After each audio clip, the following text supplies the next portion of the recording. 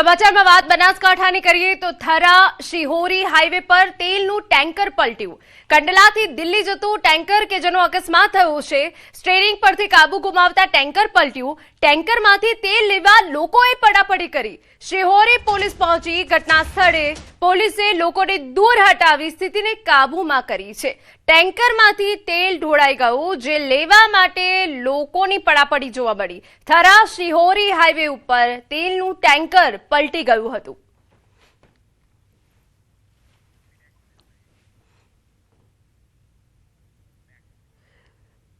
સમાચાર અમરેલીમાંથી રાજુલાની હોટલમાં ગેસની બાટલ લીક થઈ છે। હિંડોળના ચોકડી નજીક ગેસનો બાટલો લીકેજ થયો। લીકેજ બાદ આગ લાગી અને આગમાં 6 લોકોને ઈજા પહોંચી છે। સતનામ પંજાબી ધાબામાં આ ઘટના બની। રસોઈ બનાવતી વખતે ગેસ લીકેજ થયો। 6 લોકો ઈજાગ્રસ્ત થતા ભારે દોડધામ। ઈજાગ્રસ્તોને સારવાર માટે ખસેડવામાં આવ્યા હોવાની વિગતો હાલ મળી રહી છે। તો રાજુલાની હોટલમાં ગેસની બાટલ લીક થઈ હોવાની વિગત। 6 લોકો ઈજાગ્રસ્ત થતા ભારે દોડધામ મચી ગઈ હતી। તો લીકેજ બાદ આગ લાગતા 6 લોકો ઈજાગ્રસ્ત થયા હતા। આપને જણાવી દઈએ, હિંડોળના ચોકડી નજીક ગેસનો બાટલો જે લીક થયો હતો અને લીકેજ બાદ આગ લાગતા 6 લોકો ઈજાગ્રસ્ત થયા હતા। અમારા સંવાદદાતા રાજન વધુ વિગતે વાત કરવા જોડાયા છે। રાજન, પૂરી વિગત। ફરી એક વખત સંવાદદાતાનો સંપર્ક કરવાનો પ્રયત્ન કરવામાં આવશે, પરંતુ 6 લોકો ઈજાગ્રસ્ત થતા ભારે દોડધામ મચી ગઈ હતી। આસપાસના વિસ્તારમાં અફરાતફરીનો માહોલ પણ સર્જાઈ ગયો હતો। આ ઘટના બન્યા બાદ આપને જણાવી દઈએ કે હિંડોળના ચોકડી નજીક ગેસનો બાટલો લીકેજ થયો હતો, જેમાં જે વિગતો મળી રહી છે તે રીતે 6 લોકો ઈજાગ્રસ્ત થયા। તો રસોઈ બનાવતી વખતે અચાનક ગેસ લીકેજ થયો હતો। ગેસ લીકેજની જાણ બાદમાં થતા આગ ફાટી નીકળી હતી અને એમાં 6 લોકો ઈજાગ્રસ્ત થયા છે।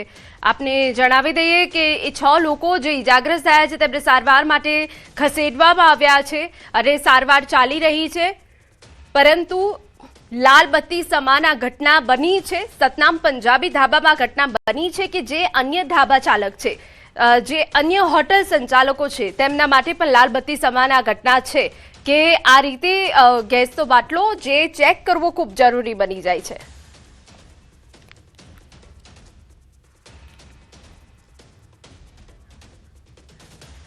સમાચારમાં આગળ વધીએ। આજે રાજ્યમાં સ્થાનિક સ્વરાજ્યની પેટા ચૂંટણી। 12 બેઠક પર પેટા ચૂંટણીને લઈને મતદાન। 3 બેઠક પર ચૂંટણી રદ થતા 12 બેઠક પર ચૂંટણી। 30 જુલાઈએ મતગણતરી કરવામાં આવશે। સાંજે 6 વાગ્યા સુધી મતદાન કરી શકાશે। આપને જણાવી દઈએ કે જૂનાગઢ મનપા વોર્ડ નંબર 3ની 1 બેઠક પર ચૂંટણી। દેવગઢ બારિયા નગરપાલિકાની 5 બેઠક પર ચૂંટણી। વિસનગર નગરપાલિકાની 1 બેઠક પર ચૂંટણી। આણંદ જિલ્લા પંચાયતની પાડજ બેઠક પર ચૂંટણી। હળવદ તાલુકા પંચાયતની રણછોડગઢ બેઠક પર ચૂંટણી। પોશીના તાલુકા પંચાયતની ટેબડા બેઠકની ચૂંટણી। નેત્રંગ તાલુકા પંચાયતની 3 બિલોઠી બેઠક પર ચૂંટણી। ફાગવેલ તાલુકા પંચાયતની ચિખલોડ બેઠક પર ચૂંટણી। 12 બેઠક પર કુલ 32 ઉમેદવારો મેદાને છે। સતલાણસા અને હારીજ બેઠકોની ચૂંટણી રદ થઈ છે। એક પણ ફોર્મ ન ભરાતા ચૂંટણી રદ। ચૂંટણીમાં 118 સ્ટાફ અને 173 પોલીસ કર્મી તૈનાત કરાયા છે। સમાચારમાં આગળ વાત કરીએ તો આણંદ જિલ્લા પંચાયતની પાડજ બેઠક પર આજે ચૂંટણી છે। પેટા ચૂંટણી માટે મતદાન યોજાઈ રહ્યું છે। આ બેઠક પર ભાજપ અને કોંગ્રેસ વચ્ચે સીધી અને પ્રતિષ્ઠાભરી ટક્કર જોવા મળી રહી છે। ભાજપે અનુસૂચિત આદિજાતિના સુમિત્રાબેન પટેલને મેદાને ઉતાર્યા છે।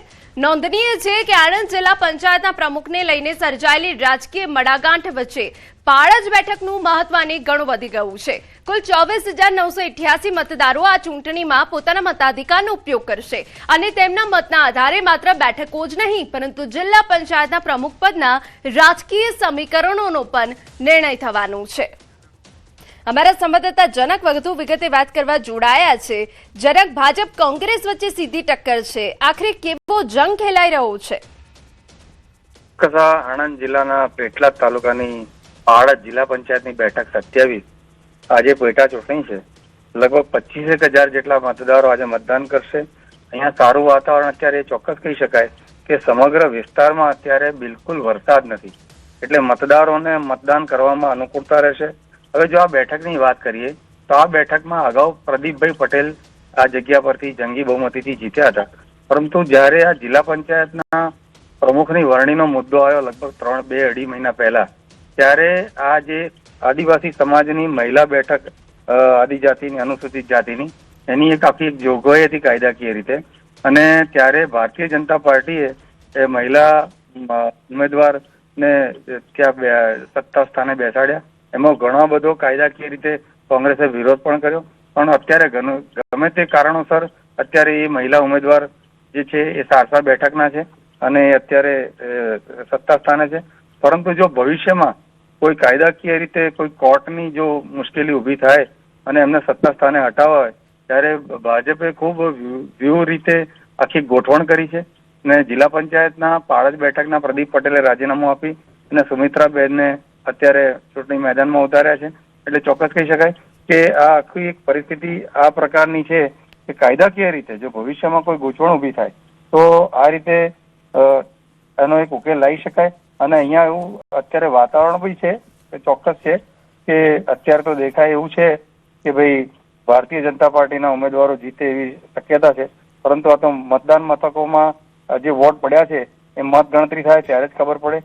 કારણ કે આ કિશનભાઈ પરમારે પણ કોંગ્રેસમાંથી ઉમેદવારી નોંધાવી છે અને એ પણ ખૂબ સક્ષમ ઉમેદવાર કહેવાય છે. એટલે આ બધું એક જો ને તો પર છે. આખરી તો શું છે કે જયારે આની મત ગણતરી થાય ત્યારે ખબર પડે અને પરિણામ જે એના જે પાળજના મતદારો છે એને કોણામાં વિશ્વાસ મૂક્યો છે. પરંતુ એવું સ્પષ્ટ કહેવાય છે કે પ્રદીપ પટેલ હમણાં 3 મહિના પહેલા જ ચૂંટણી જીત્યા હતા, એ ભારતીય જનતા પાર્ટીના છે અને ભૂતકાળમાં એ જિલ્લા પંચાયતના કારોબારી અધ્યક્ષ પણ હતા અને એમનો એ હોલ્ડ પણ છે. તો સાથે સાથે આ બેઠક પર ઠાકોર ક્ષત્રિય મતદારોનું બી ખૂબ મોટું પ્રભુત્વ છે. એટલે જયારે મત ગણતરી થાય અને એ પરિણામ આવે ત્યારે જ આખું ચિત્ર સ્પષ્ટ થશે. જી બિલકુલ, આભાર તમામ વિગતો બદલ.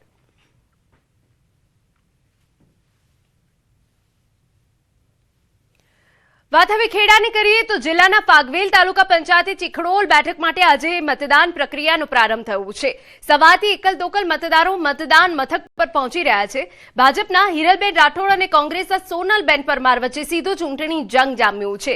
નોંધનીય છે કે વર્ષ 2025માં યાત્રાધામ ફાગવેલને ખેડા જિલ્લાનો 11મો તાલુકો જાહેર કરવામાં આવ્યો.